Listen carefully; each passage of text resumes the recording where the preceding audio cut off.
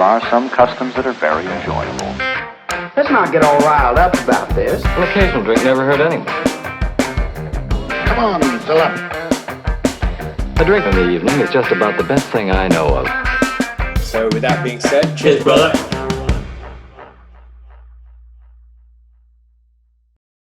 Hey, brother. Hey, buddy. How's it How you going? doing? Good this side. Jinx. My tech isn't the best today, mate. It looks like you're boxing. It's just a bit jerky. Anyway, we'll soldier on. I'm seeing you smooth as silk over this side, Yeah, it's looking all right. which might mean that I'm moving like a robot to the people watching at home. Yeah. Well, we'll go with it. At least the dog's been nice and quiet today, so We won't have to give him a new home. won't have to kill Oh, him. and then hold on, look that way. Oh yeah, look, the fresh trim as well. The fresh trim is Oh, the dew. the dew, looking like a new man. I lost a huge amount of weight off my head yesterday. It feels so much better. Oh, not gonna lie. Yeah. When I lockdown. Oh, it's Yeah, I mean, you can tell I've been working on mine very hard the last year. nice. So what we got for today? What's on the menu? Yeah, do you fancy beer? Oh, mate. Yeah, you have no idea. I'm repping these guys today, as you can see. This is Cloudwater, so Cloudy water. I guess it makes sense to have something from their sort of stable. This is Rainpie. Oh, Rainpie. It is a Cloudwater Squawk Lab. Okay, so we've seen Cloudwater, but I don't think we've seen Squawk before on this episode. Yeah, so I do know a little bit about Squawk. Being a northerner, they are a Manchester brewery. Okay. And they've got a really lovely little tap room, which I've been to. It's great. I think the first place that I had one of their beers was at the Stockport Beer Festival. Oh, goodness me, I just smelled the first smell is wonderful. At the Stockport Beer Festival, and it was literally head and shoulders above everything else that was there. Really? So good. Well, I've got just been looking on Untapped here, and they are, under 1,000 check-ins, but 4.09. So really solid score. You wouldn't really expect anything less from Cloudwater, but as I say, I don't really know Squawk, so this is a first for me. Oh, it's got a lovely smell. It's not that dissimilar to almost sort of a traditional pale, a traditional IPA. By the way, I mean, I got too excited, absolutely ruined it. I mean, far too excited. It's the first smell is very sort of traditional pale though, which I love. Not exactly. overly, not overly sort of dry hopped, not overly tropical, not overly citrus. Definite citrus in there, but not overpowering. Quite subtle. Yeah, straight off the bat, and color-wise, really nice. Let's see if I can shine the old light through on my side.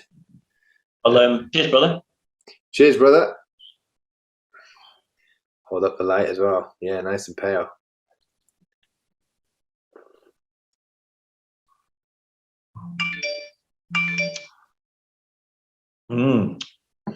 That is beautiful. And you know what? This is instantly, I reckon this is a 0.25 above for you than it is going to be for me. It's one of those beers. It's got that bitter, piney, it's got that bitterness, that pininess that you tend to like a bit more than I do. Definitely. But it's beautiful. It's beautiful beer. It's really nice, but there's a little bit of sweetness in the middle, but definitely overrides the sort of grapefruit. It's quite a juicy kind of flavour. Very juicy. But definite citrus juices, orange, grapefruit, lime, lemon, all kind of mingling around each other. with a tiny little bit of sweetness in there, though, which is wonderful. Right on my street, kind of thing. And I quite like it. It's the fact that it's a 6.5. I think it's 6.5 around there, and it for the gravity, and it's not trying to hide that, but it's also really thick, really complex, and packed full of flavor as well. But it's also balanced. Like, I wouldn't say it's super boozy or anything. It's just a nice balanced 6.5 bang. It's right on my street. Right on my street, absolutely. What did you say the untapped average was? 4.09. It's high, isn't it? It's high, yeah. Well, we say it's high. I always think, and again, I always can't say this, but the pale ales, because there's so many on the market and so many people drinking at the moment, I think that they sort of suffer a little bit for that. They definitely do. In that they get 100%, they do. Yeah. So if you tend to get a pale, an IPA, a dipper, on tap that's over a 4, that is a glowing review as far as I'm concerned. That really, again, maybe not. This isn't the case the whole time, but it tends to be, if it's a 4+ on tap, I tend to go a little bit higher, depending on where those flavors are. I think it's going to be the same sort of case with this one, buddy. Yeah. I mean, I think darker beers tend to do better on like I think some of them could be slightly overrated on Untapped as well. Especially the imperial ones, because I think there's a certain sense of like drinking real beer or something. I don't know. Yeah, but you can sort of see. I can see why that would be the case, because it tends to be, if you know that you like your darker beers, then automatically I think they get scored a little bit higher, because they tend to be just drunk by people who really like their dark beers. But then, with that said, I mean, really recently, we've had some absolute bangers in the darker stuff. So I feel like you can get more complexity of flavors. You can have different sorts of flavors with the dark beers at the moment. I mean, that. Did you say wangers, by the way? Did I say? Play the tape back. Probably bangers. Okay, sure. Wangers. I heard wangers, and I thought had some absolute wangers. What have you been up to over there, mate? Yeah. It's the new hair, bud. What can I say? I mean, wangers, why not? But no, I mean, the darker beers, there's so many really good ones out there at the moment. Yeah. With all these amazing flavors. So that I think that helps with their scores as well. But really, if you get a pale that's over 4 on Untapped, it's going to be really, really good. Yeah. Confident flavors. And you're even seeing more of the interesting dark beers popping into the supermarkets now. And actually, even with the IPAs and the craft beer, you go to a good, a big Tesco, a big Morrison's, or even a big Sainsbury's or something. You're going to see some beer in there. It's really interesting. And I even see a lot of the craft guys that we follow and that follow us back.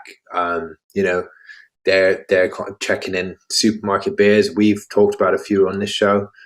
So it's amazing that the quality of the craft stuff in the UK is going up. And this is no exception to that. It's absolutely great. I mean, you're not going to get this from a supermarket, but it doesn't detract from the good quality that's out there for sure. I've almost got like a honey thing going on with this, like a deep floral honey. Yeah, there's a really nice sweetness in the middle. And normally for me, that would sort of work against it a little bit. But I think it's just so subtle in this one. It's just so subtle. Texture as well. It's so thick with like oaty, thick. Yeah. It's got that really bitter bite with that sweet kind of floral thing going on. A bit dank, a bit funky. Mm-hmm. A little bit funky, but so good. Why Rainpie? So good. Rainpie.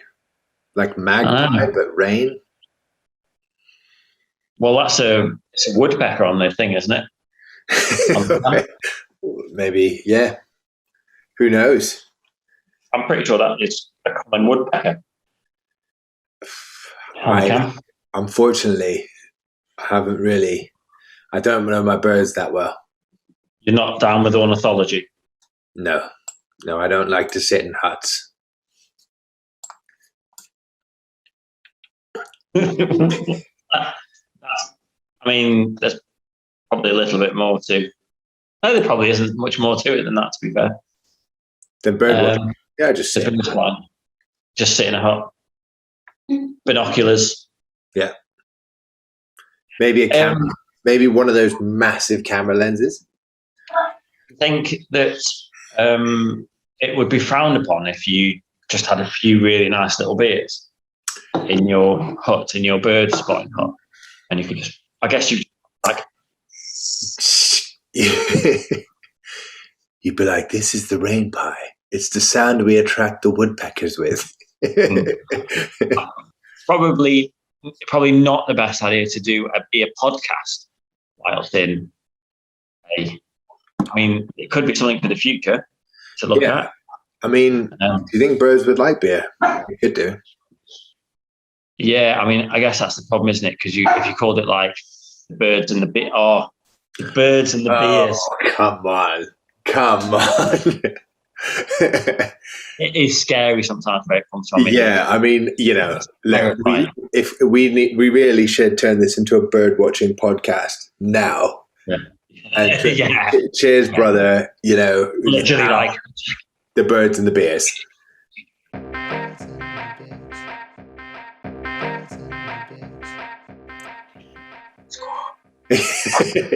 Or do you know what? Maybe we can pair our beer with a bird at the end of the show. We'll say this week's beer is going to be Rainpie. We're going to be talking about this. We're also going to be talking to you about the Northern Hemisphere flamingo species. And then at the end, we'll go, the reason we've paired this beer with this bird is its flagrance and its audacity on the palate. And it's got long legs. It's leggy. It's leggy. A bit of salt. It's a heron. It's a heron. Yeah, see, this one's much more like a woodpecker. It just sits on the side of your head and just smacks into your skull until you really feel that 6.5. Yeah, every inch of it. That is potentially the worst review for a beer, isn't it? Yeah. It's like a woodpecker's on your shoulder and just hammering away at your table. By the way, guys, and especially those at Cloudwater and Squawk, this is a really, really good beer. This isn't. And it's nothing like a woodpecker smacking you in the face. This is more like, I'd say this is more like a Canada Goose kind of beer.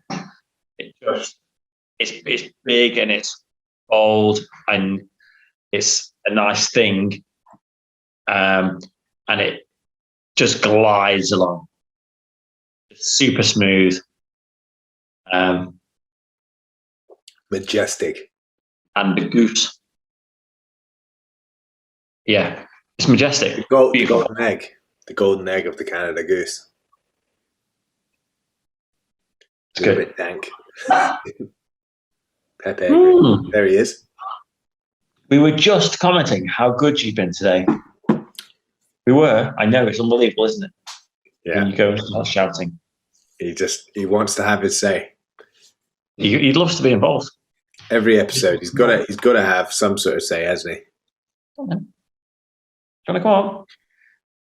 You don't, you see. He just wants the attention. That's it. But it's like pouring like he wants to come up. And I'm saying, come up then. There we go. I'm going to say hello to everybody. Hey, there he is. Pepe. Hello. What's up? Pepe. Say hello to the... Oh, he likes the beer. Likes the smell of the beer. Oh, nice. Isn't it? What were you going to rate it for? Pepe? Here you go. he just looks very confused. So that's So, this is what I have to deal with. so in terms of where you're putting this beer rating wise, Do I have to go first tonight? yeah. Okay, I'm going to go. It's very tricky because I'm between the two. I'm going to go 4.25 on this one. It could have got towards the 4.5. It's just maybe not quite as sort of crisp as you go down the glass. It's maybe just not quite so vibrant as you go down the glass. But it's absolutely amazing. Wonderful. Yeah. And definitely between that 4.25, 4.5, somewhere in there, but just maybe slightly towards the 4.5. So I'm gonna go. It's a high 4 for me. Strong, but a higher side of 4. You're not just saying that because you have to be 0.25 lower than me, are you? No. Generally speaking, I'd say it's not quite there, but it's just for my personal taste. It's a 4, just because it's that little bit too piney, sharp bitterness at the end, which again, like as soon as I tasted it, I was like, I know Ant's gonna like this just a little bit more than I will. But it's an amazing beer. It's great. I wouldn't even want to change anything about it, other than the fact it's just my palate is, But they've done a really good job. It's got a complexity. I think it's great. I think it's really good. 4.25. What a cracking beer! What a good day! What a cracking beer! And I've absolutely smashed it. I mean, that's when you know it's really that. I mean, do we dare say it's sessionable? I don't know, but yeah. I mean, you're not gonna say no to a second one, are you? So yeah, I would make it sessionable. Yeah, if I ever see this beer, especially on keg or something, like I'm gonna have at least 2 pints of it. Yeah, and then probably fall over. Yeah. So with that said, cheers, brother. Cheers, brother. There are some customs that are very enjoyable. Let's not get all riled up about this. An occasional drink never hurt anyone. Come on, fill up. A drink in the evening is just about the best thing I know of. So with that being said, Cheers, brother.